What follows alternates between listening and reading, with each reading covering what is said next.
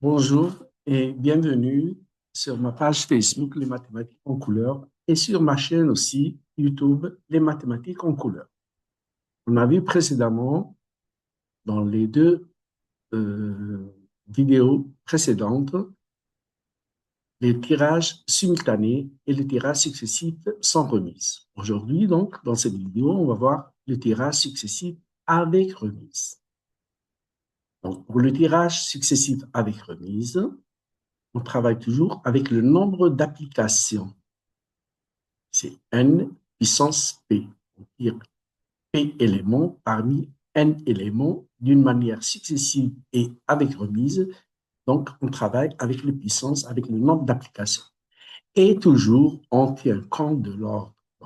Pour les tirages sans remise et avec remise, on tient compte de l'ordre. Pour le tirage simultané, on ne tient pas compte de l'ordre. Donc, on va voir un exercice relatif à ce tirage-là. Donc, on a toujours 11 boules indiscernables touchées, 5 rouges, on indique la couleur, 4 vertes et 2 bleues. On tire successivement, c'est-à-dire une par une. On tire successivement et avec remise. Quand on tire la première, on regarde, bon, ça dépend, si on s'intéresse à la couleur, on regarde sa couleur, puis on la remet dans l'urne. C'est-à-dire le nombre de boules ne va pas changer quand on fait ce tirage-là. À chaque fois, on tire et on remet la boule dans l'urne. On va déterminer la probabilité des événements suivants. Avoir 3 boules de même couleur, avoir une et une seule boule verte. L'événement C, avoir un tirage tricolore formé des 3 couleurs. L'événement D, avoir au moins une boule rouge, c'est-à-dire une boule rouge ou 2 boules rouges ou 3 boules rouges, c'est-à-dire une boule rouge et on complète la phrase et 2 non rouges, 2 rouges et une non rouge, ou bien 3 boules rouges. Et on va déduire la probabilité de l'événement avoir un tirage bicolore. Donc, allez, on va tirer. Donc, on a une urne qui contient 11 boules. On va tirer la première, on regarde sa couleur et on la remet. Donc, le nombre de boules ne va pas changer dans l'urne parce qu'on la remet, il y aura toujours 11 boules dans notre urne. Donc, on tire la première, il y a 11 possibilités. On tire la deuxième, on a aussi 11 possibilités. Et pour tirer la troisième boule, on a 11 possibilités. On a 11 fois 11 fois 11, ça nous donne 11 au cube, c'est n puissance p. Nombre n, c'est le nombre de boules. Et nous, on tire 3, ça nous fait donc le nombre 1334 en utilisant, 31 en utilisant la calculatrice. Bon, on va tirer, bien sûr, l'événement A, c'est tirer 3 boules de même couleur, c'est-à-dire 3 rouges ou 3 verts ou 3 bleus ici. On a vu que dans l'événement tirer 3 boules, dans l'expérience tirer 3 boules de même couleur, on avait 2 bleus, donc tirage successif sans remise, on ne peut pas tirer 3 bleus, mais là, même si on a 2 bleus, puisqu'on remet les bleus dans l'urne, donc on aura toujours des boules bleues, donc on peut tirer 3 boules bleues parmi les 2 bleus qu'on a. On va tirer donc 3 boules rouges, ça nous fait 5 au cube. Pour tirer la première rouge, on a 5 possibilités. Pour tirer la deuxième, on a encore 5 possibilités puisqu'on a remis la boule rouge qu'on avait tirée. Dans l'urne, on aura toujours 5 boules rouges. Donc, tirer 3 boules rouges parmi les 5, ça nous fait 5 au cube. Comme ils se ressemblent, rouge, rouge, rouge, on multiplie par rien. Bien, on multiplie par C3 qui est égal à 1. Ou 3 boules vertes, le ou se traduit par une addition, plus 4 au cube, ou 3 boules bleues.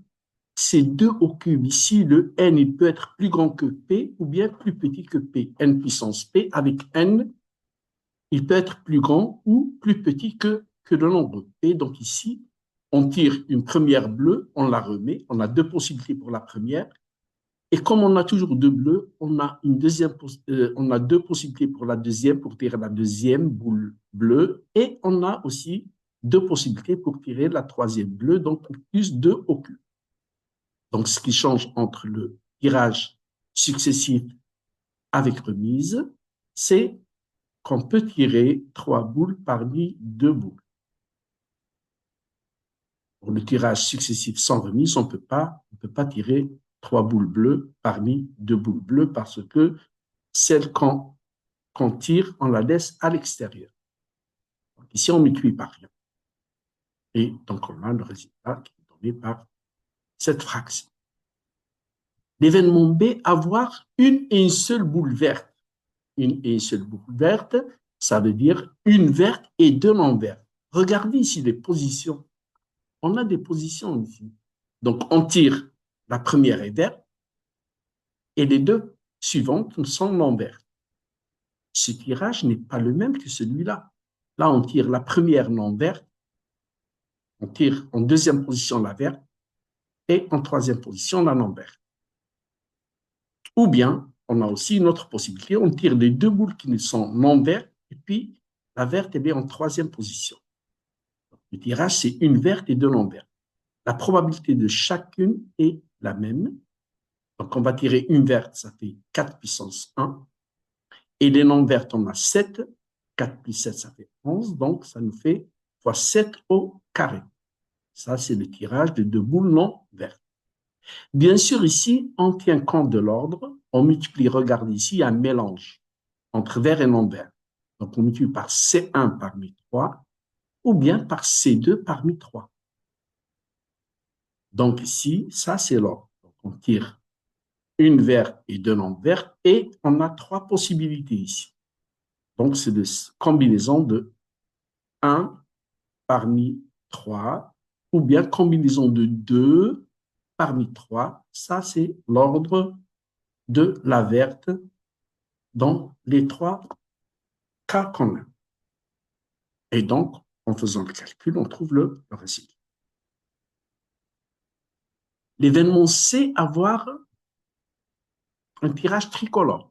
Un tirage tricolore, c'est-à-dire les 3 couleurs. C'est le même presque le tirage successif avec remise, mais seulement ici, on travaille avec les puissances. Ça nous fait 5. On tire une rouge, 5 puissance 1, une verte fois 4 puissance 1, une bleue fois 2 puissance 1, et on les permute. Donc, ils ne se ressemblent pas. On a vert VRB, RBB, RBB, etc. On a 3 couleurs, donc ils ne se ressemblent pas. On multiplie par le nombre de permutations. On les permute, on leur change de place. Et donc, ça nous fait 6 possibilités. Donc, au lieu de faire tous ces cas-là, ça, c'est pour expliquer avec les couleurs. Et on multiplie, quand ils ne se ressemblent pas, on multiplie par le nombre de permutations. On leur permute de place et on trouve donc 6 possibilités, qui est le nombre de permutations de 3 éléments pris parmi 3 éléments. Voilà, donc n'oubliez pas donc de multiplier ici par le factoriel 3 le nombre de permutations. L'événement D, avoir au moins une boule rouge. Au moins une boule rouge, ça veut dire une rouge et deux non rouges, ou bien deux rouges et une non rouge, ou bien les 3 rouges. Donc, on travaille toujours de la même façon.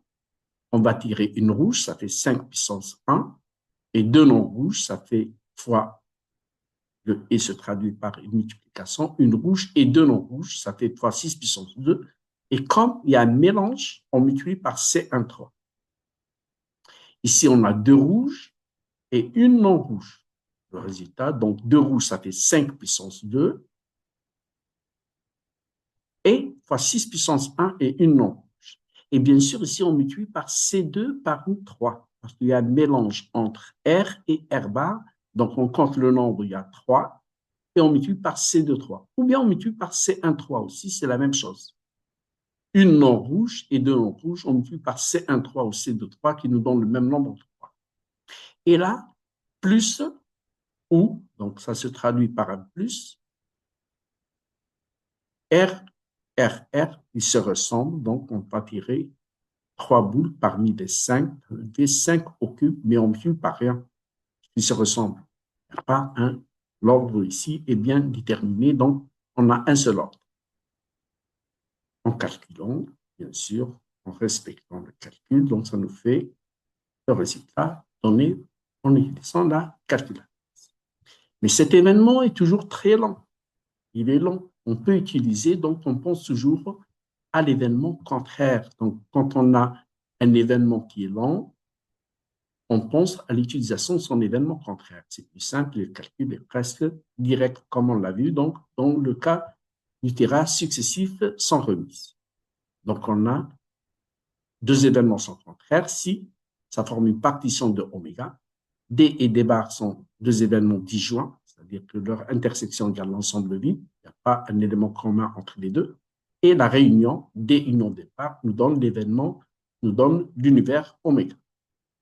Donc, on utilise cette formule-là. On a toujours P de D plus P de D bar égale 1. D union D bar égale oméga et P de oméga égale 1. Donc, on aura P de D plus P de D bar égale 1. Si on veut P de D, on calcule P de D en utilisant son événement contraire. P de D égale 1 moins P de D bar. Et vous allez voir que l'événement, en utilisant l'événement contraire, c'est plus simple. L'événement contraire d'avoir trois boules rouges, au moins une boule rouge, c'est l'événement avoir trois boules non rouges. Aucune rouge. Et aucune rouge, on a 6 non rouges, donc ça nous fait 1 moins P de D bar, ça fait 6 au cube sur 11 au cube. D bar, c'est R bar, R bar, R bar, ils se ressemblent parce qu'elles ne sont pas rouges. Les trois boules ne sont pas rouges, elles se ressemblent, donc on multiplie par rien. Et regardez ici, l'événement est direct et le calcul est plus simple et on n'a pas à multiplier par, comme le cas de l'événement direct, on multiplie ni par C1,3 ni par C2,3. Et regardez ici, c'est un événement long et peut-être que quelquefois les élèves oublient de multiplier par les C1,3 et les C2,3. Et donc, en utilisant l'événement contraire, on n'a plus ce problème-là et on a directement le calcul de P de D en utilisant son événement contraire et vous remarquez qu'on trouve le même résultat.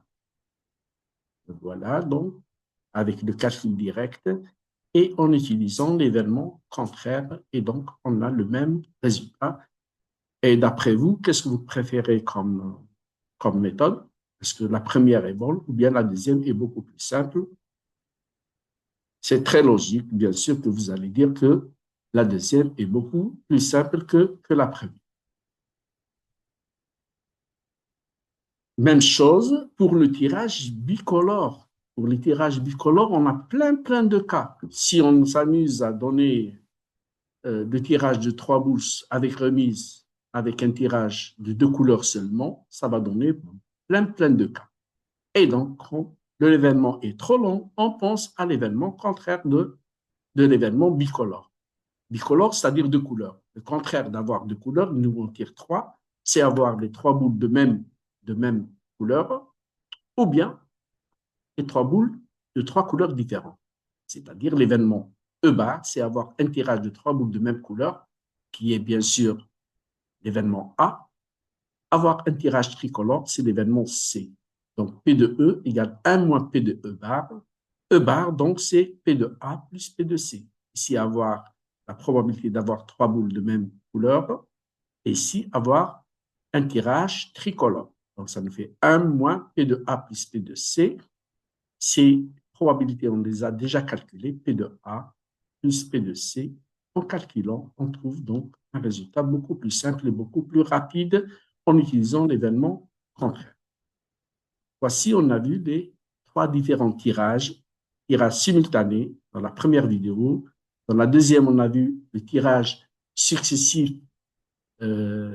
sans remise. Et là, c'est le tirage successif avec remise. Ainsi s'achève cette vidéo.